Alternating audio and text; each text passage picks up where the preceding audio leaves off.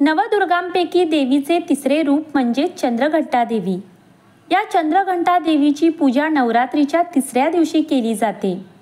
त्यामुळे आजचा हा दिवस चंद्रघंटा देवीला समर्पित आहे. या चंद्रघंटा देवीच्या पूजनाने मनुष्याला शक्ती व तेज प्राप्त होते व तिच्या कृपेने धैर्य आणि आत्मविश्वासाची वाढ होते असे म्हणतात. चंद्रघंटा देवीला माता दुर्गेचे उग्र रूप मानले जाते, जे तिच्या योद्धा स्वभावाला दर्शविते. असे असले तरीही या चंद्रघंटा देवीची या नवरात्रीत उपासना केल्याने मनशांती व घरात सौहार्द नांदते अशी मान्यता आहे. भगवती पुराणात माता चंद्रघंटेचे वर्णन केले आहे. तिचे रूप अत्यंत मनमोहक आहे. तिच्या गळ्यात पांढऱ्या फुलांचा हार आहे. ती सिंहावर स्वार आहे व तिला 10 हात आहेत. तिच्या प्रत्येकी हातामध्ये कमळ, धनुष्य, बाण, तलवार, कमंडलू, त्रिशूळ, गदा आणि इतर दिव्य शस्त्रे आहेत व या देवीच्या डोक्यावर चंद्रकोर असल्याने तिला चंद्रघंटा असेही म्हणतात. पण या देवीची नवरात्रीत का व कशासाठी उत्पत्ती झाली, चला तर मग जाणून घेऊयात. पण त्याआधी व्हिडिओला लाईक करून चॅनलला सबस्क्राईब नक्की करा. पौराणिक कथेनुसार जेव्हा महिषासूर राक्षसाने आपल्या अपाट शक्तीचा वापर करून तिन्ही लोकांमध्ये विनाश सुरू केला, त्यावेळी त्याचा अहंकार इतका वाढला होता की तो स्वतःला अजिंक्य समजू लागला. त्याने इंद्रदेवाचा पराभव करून स्वर्गाचा ताबा घेतला आणि सर्वत्र देवांना, ऋषींना त्रास देऊ लागला.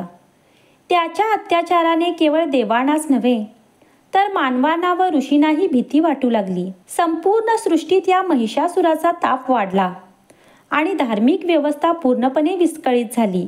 या संकटाच्या क्षणी सर्व देव एकत्र आले आणि या सृष्टीतील त्रिदेव म्हणजेच ब्रह्मा, विष्णू आणि महेशाकडे गेले. त्यांनी महिषासुराच्या अत्याचाराची व दहशतीची कहाणी सांगितली. देवांचे हे दुःख ऐकून त्रिदेव अत्यंत संतापले व त्यांच्या क्रोधाच्या ज्वालांनी त्यांच्या चेहऱ्यावरून एक प्रचंड आणि दिव्य ऊर्जा प्रकट झाली. या तेजस्वी प्रकाशाच्या रूपात एकत्रित झालेली ही ऊर्जा एका अद्वितीय आणि अलौकिक रूप असलेल्या देवीत रूपांतरित झाली. अशा प्रकारे या चंद्रघंटा देवीची उत्पत्ती झाली.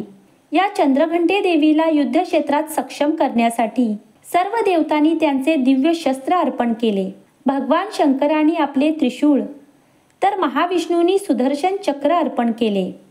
इंद्रदेवाने दिव्य घंटा तर सूर्यदेवाने तेजस्वी प्रकाश आणि तलवार दिली. वायुदेवाने गती व वरुणाने शंख दिले. तसेच यमराजाने गदा व इतर देवांनी या देवीला त्यांच्या शक्ती व शस्त्र अर्पण केले, ज्यामुळे देवीला एक दिव्य व अतुलनीय शक्ती प्राप्त झाली. शिवाय हिमालयाने देवीला सिंहाच्या रूपात एक दिव्य असे वाहन प्रदान केले. युद्धभूमीवर सर्व दैवी शक्तींनी सज्ज असलेली साक्षात देवी दुर्गा ही चंद्रघंटा म्हणून प्रकट झाली व तिने महिषासुराला आव्हान दिले. एका बाजूला राक्षसांची विशाल सेना तर दुसरीकडे देवीचे अतुलनीय तेज होते.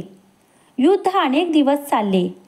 शेवटी तिने त्रिशूळ व इतर दैवी शक्तीच्या सामर्थ्याने महिषासुराचा वध केला व या चंद्रघंटा देवीने राक्षसांवर विजय मिळवल्यावर सर्व देव व ऋषीगणांनी आभार मानले व त्यांची स्तुती केली व अशा प्रकारे या राक्षसाच्या भीतीपासून मुक्तता मिळाली आणि तिन्ही लोकांमध्ये शांती आणि धार्मिकता पुन्हा संचयित झाली.